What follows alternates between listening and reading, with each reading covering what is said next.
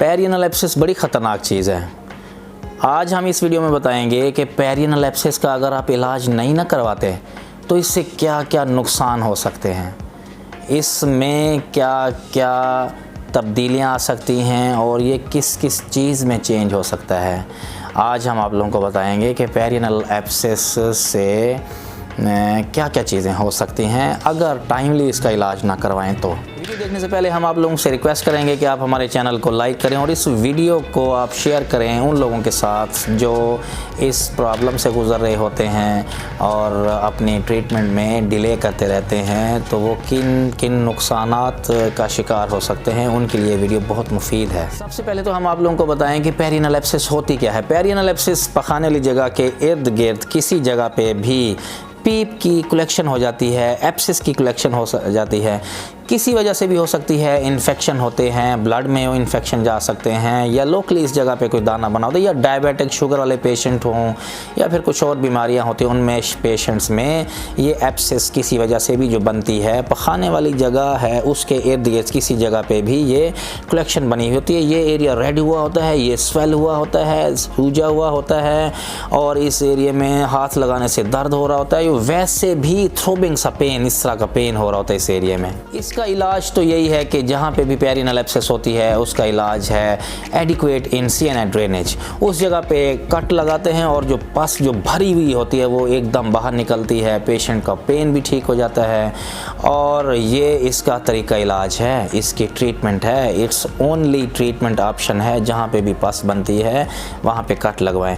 Patient इसको delay करते हैं, पेशेंट को एक या तो पता नहीं चलता कि ये क्या चीज़ है, पेरियनल एब्सेस है, या फिर वो फिशर के साथ कंफ्यूज करते हैं या बवासीर की और कंडीशंस के साथ कंफ्यूज करते हैं, क्योंकि पेन उनमें भी हो रहा होता है, फिशला में भी हो रहा होता है, उसमें भी दाना बाज़ दफ़ा बना हुआ होता है। और जो हेमराइड्स हैं वो भी कुछ ख़ास कंडीशन पे जाके जो पाइल्स होते हैं वो भी पेनफुल होते हैं। पेशेंट को आइडिया नहीं होता कि ये पेरियनल एब्सेस है, फिशर है, फिशला है, या फिर हेमराइड्स या पाइल्स बने हुए हैं। तो वो इसका इलाज पेन किलर से कराते रहते हैं। हमारे पास एक पेशेंट आए, उनकी ये टिपिकल हिस्ट्री थी कि उनको एब्सेस बनी, उनको आइडिया नहीं हो सका ये क्या चीज़ है और वो स्पेशली किसी जनरल सर्जन से रब्ता नहीं कर सके। तो पहले वो टैबलेट फार्म में जो है इसका इलाज करते रहे, गोलियों का दर्द ठीक होता रहा, फिर उसके बाद इंजेक्शन लगवाते रहे तो कुछ अरसे के लिए उससे काम चलता रहा, कुछ दिनों के लिए, लेकिन फिर इंजेक्शन से भी इसका दर्द नहीं जाता।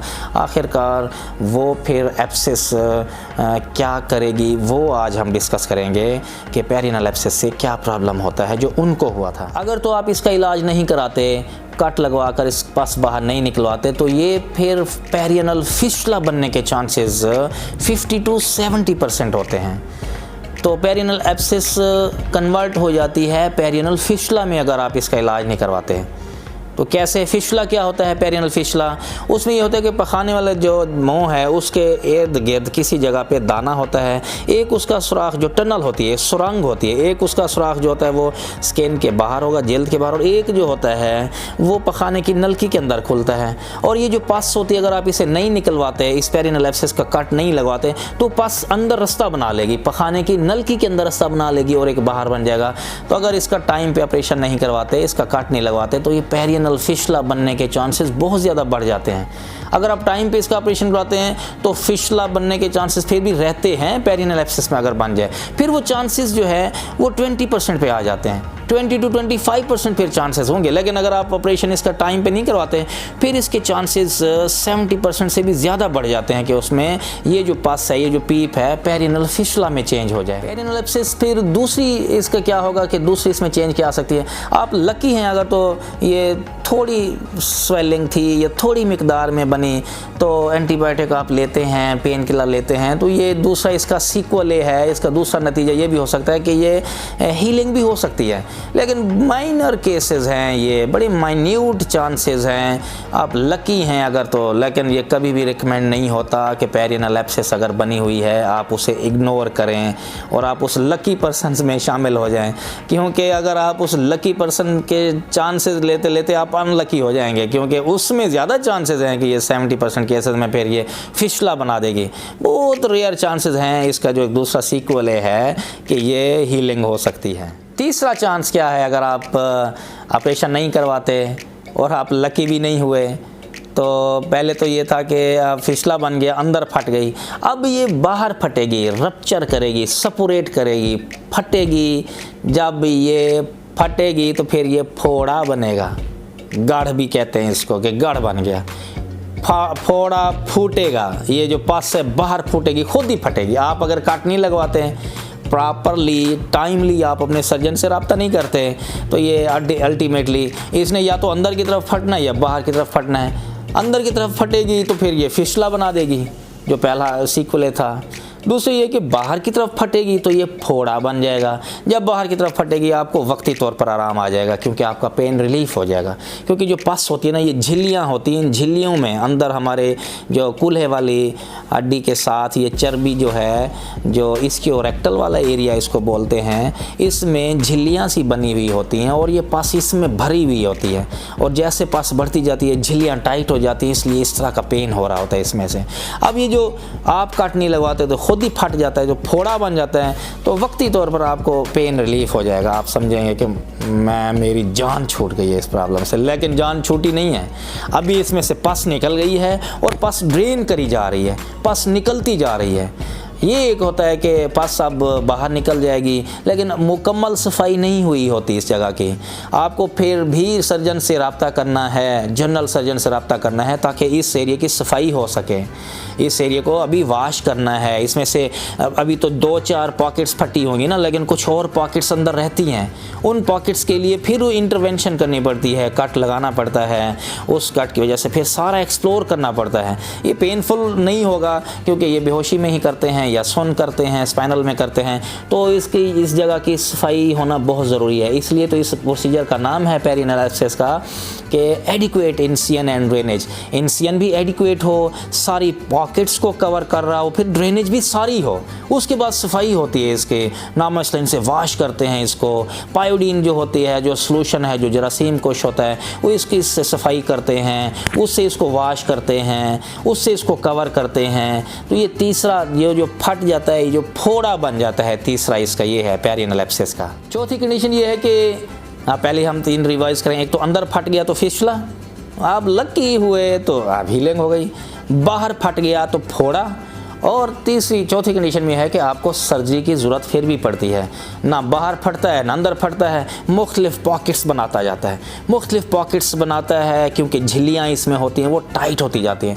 पेन काबिल बर्दाश्त की हद से बाहर निकल जाता है। और फिर अल्टीमेटली आप जब गोलियों से भी आराम नहीं आ रहा, इंजेक्शन से भी आराम नहीं आ रहा, वक्ती तौर पर आराम आ रहा है, तो फिर आप मजबूरन, आप वैसे तो डर रहे होते हैं कि इस कंडीशन को पता चल भी जाए, वैसे तो पता नहीं चलता, तो आप किससे मिलना है, मजबूरन आप इधर उधर 2-4 सर्जन डॉक्टरों से रब्ता करते करते कोई आपको जो है ना जनरल सर्जन का मशवरा दे देगा, या आपको पहले ही पता चल जाएगा कि ये जनरल सर्जन का केस है, ऑपरेशन का केस है, तो मुझे जनरल सर्जन से मिलना है। तो इसका ये होता है कि सर्जरी करवाते हैं, कट लगवाते हैं, एडिक्वेट इंसियन एंड ड्रेनेज आपका सर्जन करेगा, इसके पस निकालेगा।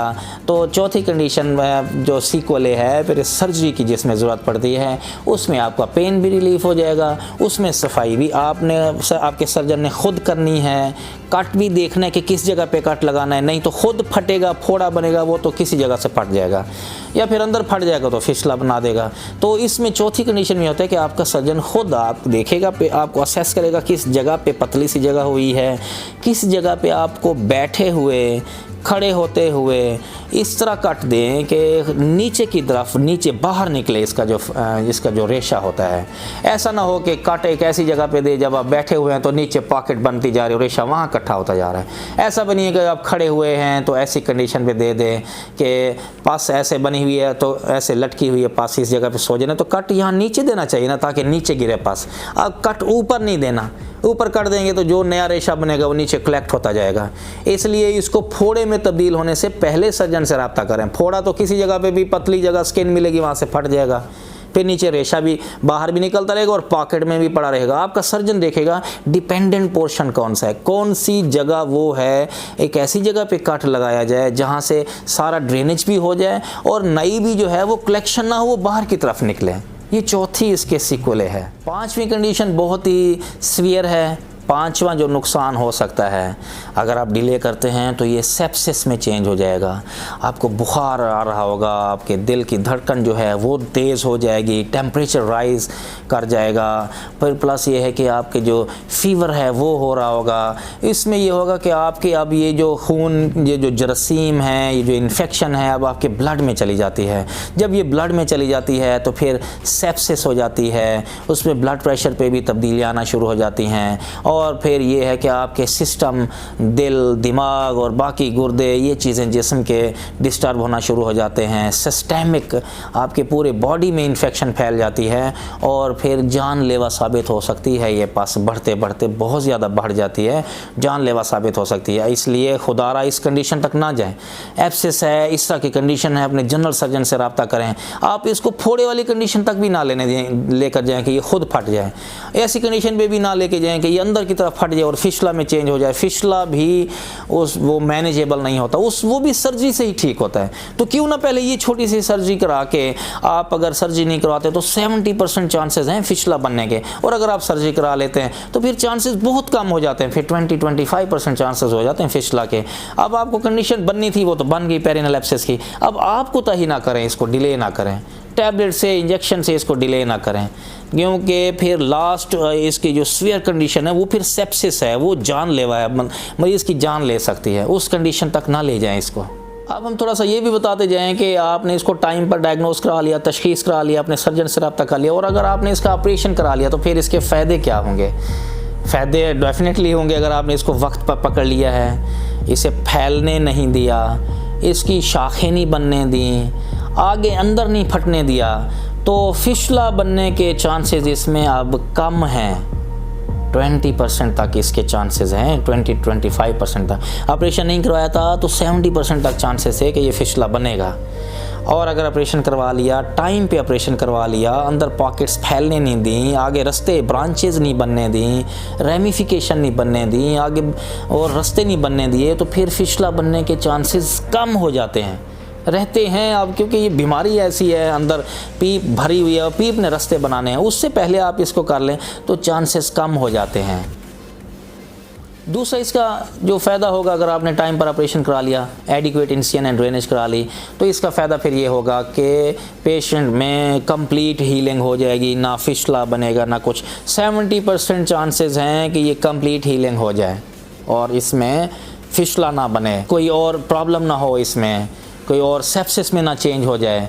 कंप्लीट हीलिंग पॉसिबल है 70% केसेस में, 70-80% केसेस में।